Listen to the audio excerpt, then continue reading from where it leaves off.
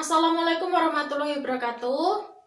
Apa kabar semuanya? Peserta didik kelas 11 jurusan Bisnis Daring dan Pemasaran SMK Swadaya Temanggung.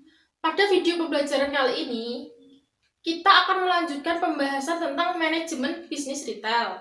Nah, dalam minggu kemarin, kita kan sudah membahas unsur manajemen bisnis retail, klasifikasi bisnis retail, produk yang dijual dalam bisnis retail, dan strategi pemasaran bisnis retail. Maka minggu ini kita akan mempelajari macam-macam manajemen yang ada di dalam bisnis retail. Macam manajemen bisnis retail, yang pertama ada manajemen perencanaan. Perencanaan pasti diperlukan dan pasti terjadi dalam berbagai bentuk organisasi. Hal ini terjadi karena perencanaan merupakan proses dasar manajemen di dalam mengambil sebuah keputusan dan tindakan. Strategi perencanaan retail tercakup dalam beberapa tahap. Tahap yang pertama, membangun visi dan misi. Visi dan misi dari peritel mencakup hal-hal yang menjadi target dan aktivitas yang hendak dilakukan, di antaranya jenis retail yang dibangun, gambaran bisnis retail di masa yang akan datang, target pasar, dan apa yang harus dilakukan untuk merealisasikannya. Tahap yang kedua, yaitu melakukan analisis pasar. Setelah menetapkan visi dan misi, tahap berikutnya adalah melakukan analisis pasar. Hal ini dilakukan dengan melihat semua faktor mempengaruhi kelangsungan bisnis retail.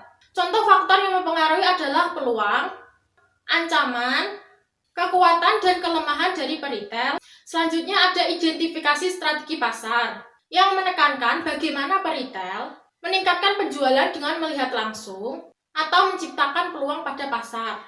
Setelah mengidentifikasi strategi pasar, langkah berikutnya adalah bagaimana untuk menciptakan competitive advantage dan menciptakan laba dari strategi yang dibangun dalam jangka panjang. Selanjutnya, membangun tujuan secara spesifik. Dalam jangka panjang mencakup 3 hal, yaitu pengukuran performance, jumlah investasi yang diperlukan untuk mencapai tujuan tersebut.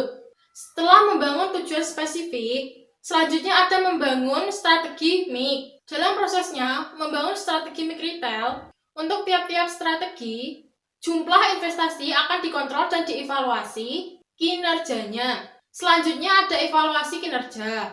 Hal yang dievaluasi adalah kinerja strategi dan program implementasi. Jika hasil dari evaluasi tidak sesuai dengan tujuan yang sudah digariskan, maka harus ada perubahan strategi. Macam manajemen bisnis retail yang kedua ada manajemen pemasaran bisnis retail. Manajemen pemasaran pada dasarnya mengacu pada kegiatan pada proses yang berupa penetapan tujuan pemasaran atas produk atau jasa yang ditawarkan. Selanjutnya ada tujuan manajemen pemasaran. Dalam manajemen pemasaran, tujuan atau target dibuat sebelum memasarkan sebuah produk, sehingga kegiatan memasarkan produk dapat dipantau dengan mudah agar sesuai dengan tujuan yang ingin dicapai dan mengurangi risiko ketidakpastian di sekitar kondisi bisnis. Keuntungan yang didapat dalam program perencanaan antara lain adalah membantu pengusaha bisnis retail berorientasi ke masa depan, adanya koordinasi keputusan, adanya perencanaan yang menekan tujuan organisasional. Selanjutnya, ada masalah-masalah yang muncul akibat kurangnya perencanaan pemasaran. Perencanaan yang tidak matang dan tujuan yang tidak terrealisasikan dapat menimbulkan masalah-masalah dalam pelaksanaan kegiatan pemasaran. Berikut masalah-masalah umum yang teridentifikasi. Yang pertama, peluang-peluang yang hilang untuk mendapatkan laba. Yang kedua, angka-angka yang tidak berarti dalam rencana jangka panjang bisnis retail. Yang ketiga, kurangnya informasi pasar. Yang keempat, perselisihan antar fungsional. Yang kelima, frustasi manajemen. Yang keenam, perkembangan produk dan pasar yang tidak sesuai dengan target. Yang ketujuh, pengeluaran biaya promosi yang sia-sia. Yang selanjutnya, ada batasan manajemen pemasaran. Ketika membuat sebuah rencana pemasaran bisnis retail, pertama-tama kita harus memperhatikan latar belakang, kekuatan dan kelemahan bisnis yang dimiliki, bagaimana keadaan, pesaing, serta Bagaimana peluang dan kendala yang dihadapi. Setelah itu, tentukan arah dan tujuan yang hendak dicapai. Berikut daftar pertanyaan dasar yang dapat dijadikan acuan dan batasan ketika menetapkan sasaran marketing untuk masa yang akan datang.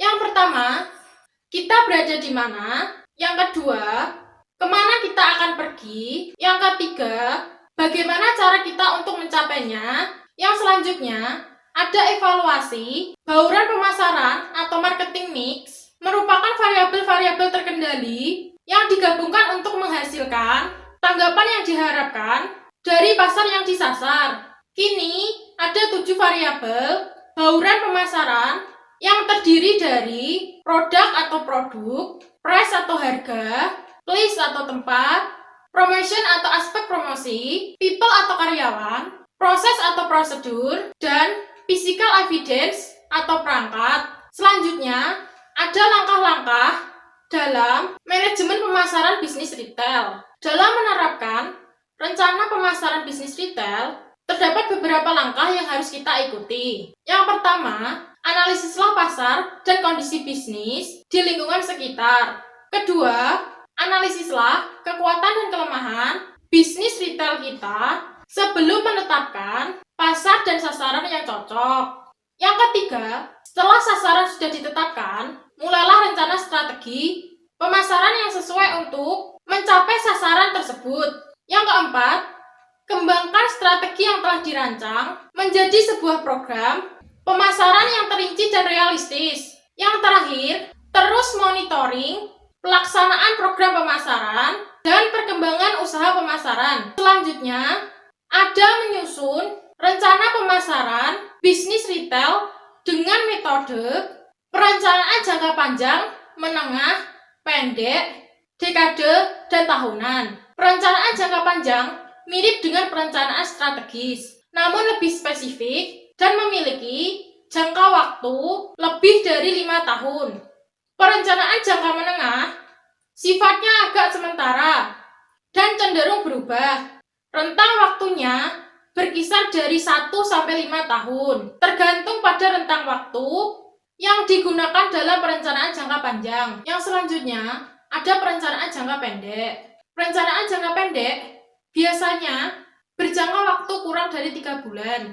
Jenis-jenis rencana jangka pendek diantaranya rencana operasional dan rencana reaksi. Rencana operasional adalah rencana yang secara sistematis dikembangkan dan diturunkan dari perencanaan yang lebih luas. Contohnya, rencana jangka panjang untuk meningkatkan jumlah karyawan, sedangkan rencana reaksi adalah rencana yang didesain untuk memberikan reaksi atas situasi atau keadaan yang tidak terduga. Selanjutnya, ada perencanaan dekade. Perencanaan ini merupakan bagian dari perencanaan jangka panjang dengan interval waktu 10 tahun. Namun, tidak termasuk dalam perencanaan strategis. Selanjutnya, perencanaan tahunan merupakan proses perencanaan untuk periode waktu 1 tahun. Perhatian usaha bisnis retail lebih terpusat pada perencanaan tahunan, karena perencanaan tahunan juga menunjang pelaksanaan rencana jangka panjang. Rencana pemasaran tahunan berkaitan dengan tujuan pemasaran dan strategi-strategi untuk pemasaran satu produk, lini produk, dalam 1 tahun. Macam manajemen yang ketiga, ada manajemen sumber daya manusia. Manajemen sumber daya manusia merupakan sistem pengaturan dan pengorganisasian dalam bisnis dan retail yang menyangkut desain dan implementasi, sistem perencanaan, penyusunan karyawan, pengembangan karyawan, pengelolaan karir, evaluasi kerja, kompensasi karyawan, dan hubungan ketenagakerjaan yang baik. Selanjutnya ada sumber daya manusia atau SDM dalam bisnis retail. Retail sebagai sebuah unit bisnis tentunya tidak terlepas dari kebutuhan akan sumber daya manusia atau SDM. SDM yang profesional mempunyai peran penting dalam kemajuan sebuah bisnis retail. Jika SDM yang dimiliki oleh sebuah bisnis retail tidak profesional atau mumpuni, bisnis tersebut tidak akan berjalan dengan baik dan akan menyebabkan kebangkrutan. Hal-hal yang mencolok dalam bisnis retail diantaranya adalah teknologi, strategi, modal dan mesin. Namun, hal-hal tersebut mengikuti kemampuan SDM-nya. Oleh karena itu, SDM merupakan aset terpenting dan termahal dalam sebuah bisnis retail. Selanjutnya, permasalahan strategi pengelolaan SDM bisnis retail. Manajemen bisnis retail memiliki tantangan yang berbeda karena karakteristik, nilai-nilai kerja, sistem ekonomi, dan peraturan SDM retail yang juga berbeda dari bisnis pada umumnya. Berikut permasalahan strategi yang harus dihadapi oleh HRD bisnis retail antara lain: 1. Memiliki struktur organisasi yang mampu mengemban tanggung jawab dan otoritas dalam pelaksanaan tugas pada unit bisnis dan karyawan. Yang kedua, harus mengkoordinasikan aktivitas berbagai departemen agar selaras dan memotivasi karyawan untuk dapat bekerja ke arah keberhasilan. Yang ketiga, harus memiliki program yang dapat digunakan untuk membangun komitmen dan mempertahankan nilai-nilai SDM. Selanjutnya, membangun komitmen karyawan. Ketika karyawan berhenti bekerja, hal tersebut dapat menghambat kelancaran usaha, bahkan bisa mengurangi penjualan. Karyawan yang kurang berpengalaman, kurang pengetahuan akan barang, dan kurang memahami kebijakan perusahaan tidak dapat berinteraksi secara efektif dengan konsumen akan sangat berpengaruh pada proses pemasaran.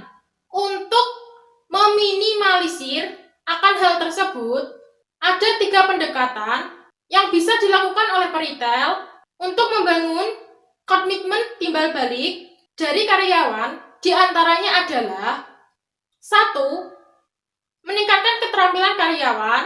2. Memberdayakan karyawan. 3. Menciptakan hubungan komitmen dengan karyawan. Selanjutnya, manajemen keuangan bisnis retail. Peran pokok manajemen keuangan bisnis retail adalah bagaimana cara menentukan penggunaan sumber-sumber pendanaan dari suatu usaha bisnis retail dan cara pembiayaan, serta bagaimana mengalokasikan dana tersebut agar dapat memaksimalkan kekayaan pemiliknya. Pentingnya memahami manajemen keuangan adalah membantu hal-hal berikut: mengevaluasi keadaan, kekayaan atau keuangan usaha bisnis retail, menganalisis keadaan keuangan melalui laporan keuangan bisnis retail, meramalkan atau menentukan kebutuhan keuangan atau modal kerja usaha bisnis retail, mengevaluasi rencana investasi, mengambil keputusan investasi, mengevaluasi rencana investasi, mengambil keputusan investasi, menganalisis titik peluang pokok, dan merencanakan peluang laba. Selanjutnya, ada model keuntungan strategi retail. Model keuntungan strategi retail ada 2, yaitu margin laba bersih atau seberapa besar keuntungan setelah pajak yang didapat perusahaan dan dibagi penjualan bersih. Model keuntungan yang kedua, ada perputaran aset yang dihitung dari pembagian laba bersih dengan total aset. Perhitungan ini digunakan untuk mengukur produktivitas aset yang diinvestasikan dalam usaha bisnis retail. Selanjutnya, alur keuntungan dalam bisnis retail. Dalam sistem manajemen keuangan bisnis retail, informasi yang digunakan untuk menganalisis alur keuangan berasal dari laporan laba rugi. Komponen utama dalam laporan laba rugi diantaranya penjualan bersih yang dihitung dari total uang yang diterima setelah dikurangi dari retur penjualan, dan potongan penjualan.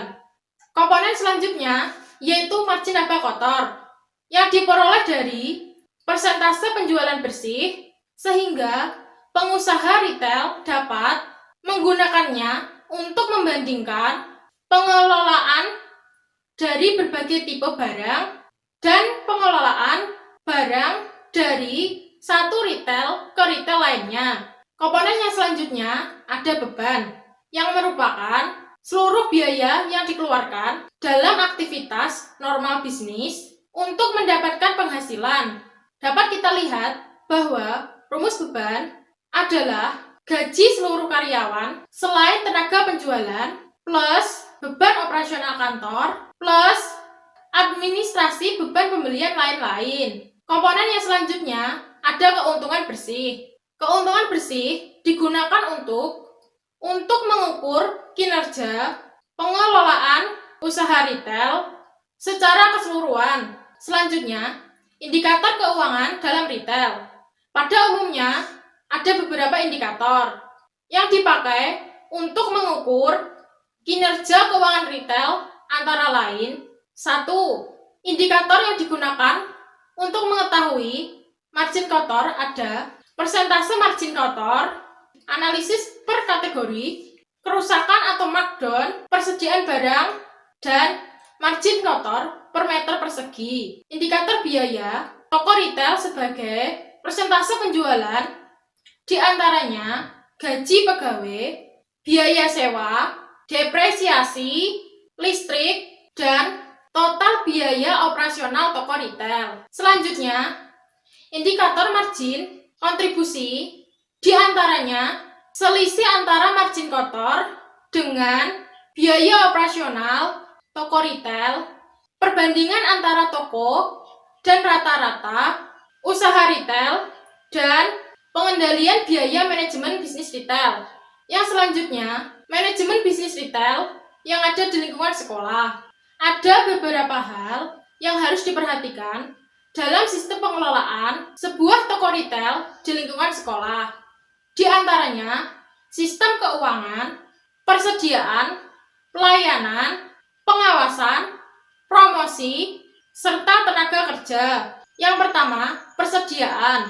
Persediaan merupakan langkah awal dalam mengelola toko retail. Sekolah adalah dengan memahami barang yang akan dijual di toko, apa saja jenis, manfaat, dan kegunaan dari barang yang akan dijual, serta bagaimana cara penggunaannya. Persediaan dapat diketahui dengan cara melihat seberapa besar kebutuhan konsumen di lingkungan sekolah terhadap barang tersebut. Yang kedua, aspek keuangan. Aspek keuangan adalah salah satu yang terpenting karena menyangkut kelancaran bisnis usaha retail sekolah. Hindari mencampurkan keuangan pribadi dan keuangan usaha. Yang ketiga, aspek pelayanan. Pelayanan merupakan kunci keberhasilan bisnis retail yang ada di sekolah. Pelayanan yang bagus membuat pelanggan puas, sehingga pelanggan tersebut akan datang kembali dan menjadi pelanggan tetap. Tips dan trik melayani pelanggan di sekolah. Yang pertama, bersih dan rapi. Jaga kebersihan toko retail dengan baik. Barang dagang diletakkan dengan rapi sesuai dengan jenisnya, sehingga pelanggan mudah untuk mendapatkan barang yang diinginkan. Yang selanjutnya, ada ramah tamah. Biasakan para siswa yang mendapatkan giliran mengelola bisnis retail untuk bertukar kata yang sopan dan santun terhadap pelanggan. Selanjutnya, pelayanan yang optimal. Usahakan melayani dengan cepat dan terima kritik dan saran. Selanjutnya, perlakukan pelanggan dengan wajar dan merata. Bersikaplah adil terhadap semua jenis pelanggan, baik itu pada pelanggan yang belanjanya sedikit ataupun yang belanja banyak. Selanjutnya adalah harga. Dalam menentukan harga, hendaknya sewajarnya. Walaupun keuntungan sedikit, tetapi pelanggan akan tetap betah belanja di toko kita. Selanjutnya, memberikan informasi yang tepat tanpa melebih-lebihkan atau mengurangi. Berikan informasi kepada pelanggan apa adanya, sehingga menghindari pelanggan kecewa. Selanjutnya, mintalah saran dan kritik dari pelanggan. Jangan segan meminta pelanggan untuk memberikan saran dan kritik. Karena dengan adanya saran dan kritik, kita dapat mengetahui kekurangan atau kelemahan dari bisnis retail yang kita kelola. Yang keempat, ada promosi. Kegiatan promosi di toko retail sangatlah penting dilakukan untuk mendukung kesuksesan usaha tersebut. Jika usaha retailnya besar, dapat melakukan promosi melalui media iklan TV, radio, dan koran. Dan untuk usaha retail yang ada di lingkungan sekolah, promosi bisa melalui media poster dan iklan yang ditempelkan di mading, dan promosi dari mulut ke mulut. Yang kelima, ada pengawasan dan evaluasi. Untuk pengawasan dan evaluasi bisnis retail di lingkungan sekolah biasanya dilakukan oleh guru yang berwenang dan bertanggung jawab atas hal tersebut. Yang ketujuh, ada tenaga kerja. Tenaga kerja usaha bisnis retail yang ada di lingkungan sekolah biasanya adalah para siswa atau pelajar yang berada di lingkungan sekolah tersebut. Sekian penjelasan dari saya, kurang lebihnya saya mohon maaf, dan jika masih ada yang belum bisa dipahami atau mengerti, saya persilakan untuk bertanya melalui grup WA. Akhir kata, wassalamualaikum warahmatullahi wabarakatuh.